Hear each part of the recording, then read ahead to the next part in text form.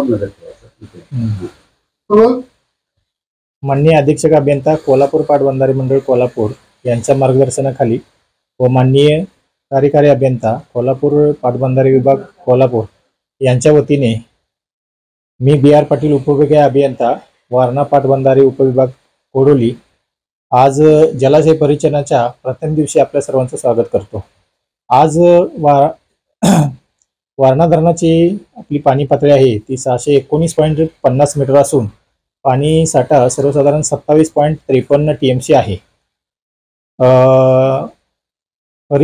जलाशय परिचलन सूचीप्रमाणे आज रोजी आपली पाणी पातळी 611 मीटर पाहिजे होती, पण त्या अगेन्स्ट आपण आज 619.50 मीटरला आहोत।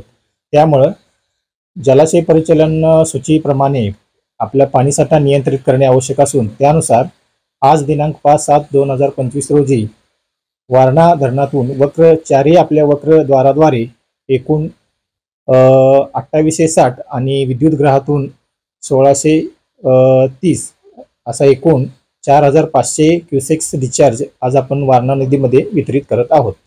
धन्यवाद। आज रोजी आपण वारणा धरणातून नदीपात्रामध्ये 4500 क्युसेक्सचा विसर्ग वितरित करत आहोत। तरी आपल्या माध्यमातून मी नदीकाठच्या लोकांना सतर्कतेचा इशारा देत आहे।